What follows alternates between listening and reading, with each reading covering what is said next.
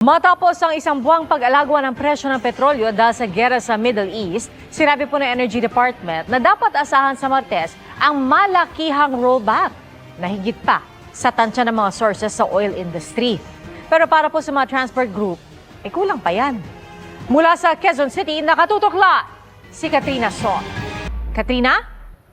Pia, malaking rollback ang maaring asahan sa mga produktong petrolyo ngayong linggo. Ayon yan sa Department of Energy.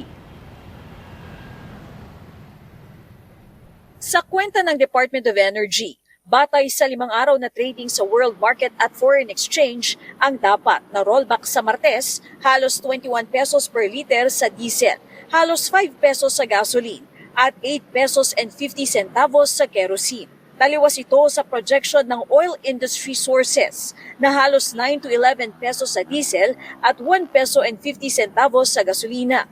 Bago pumutok ang giyera sa Middle East, naglalaro sa 48 to 65 pesos ang kada litro ng diesel at 49 to 70 pesos ang gasolina, batay sa datos ng GMA News Research. Kaya para sa mga transport group, kulang pa ang rollback.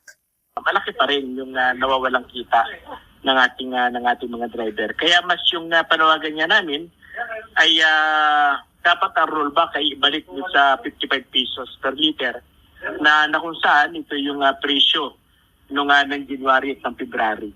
Yan ay malaking bagay na rin para sa halaga ng presyo sa ngayon, pero kung susumahin, kulang pa rin yan.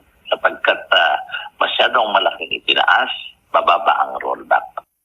Pero sabi mismo ni Energy Secretary Sharon Garin, malabong bumalik sa dating presyo ang mga produktong petrolyo, lalo't napinsala sa giyera ang mga malalaking oil facilities sa Middle East.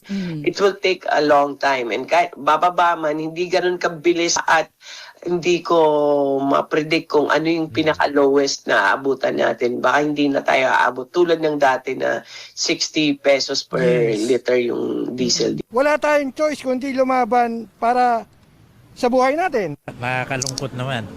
Kasi yung mga dating yung mababa ngayon, sobra na. Kinakarga namin sa, dating kinakarga ko sa motor ko, nakaka-full tank ako, ngayon hindi na. Wala naman pong choice kasi di man pwedeng di gamitin yung sasakyan. Sa ngayon, nasa mahigit 45 to 50 days ang stockpile ng bansa kasunod ng pagdating ng karagdagang supply mula Malaysia kahapon na 329,000 barrels o 52,311,000 liters ng diesel na binili ng pamahalaan para makapag-imbak ng supply habang hindi pa tapos ang giyera sa Middle East. Kasunod ito ng 142,000 barrels o mahigit 22 million liters mula sa Japan nitong Marso. Mga na siguro tayo, mga 45 to 50. Kasi ngayon kasi sila magre-report kaya kailangan naman i-update. So siguro mga mahigit sa 45 days to 50 days yung sa diesel. Pero in general, including all the other products like gasoline, kerosene, LPG, mga 50 days siguro. Ang PNOC sa April, 1 million barrels ang binili. 1 barrel is equivalent to 159 liters, no? So mga 159 million liters din na diesel yung binibili niya this month.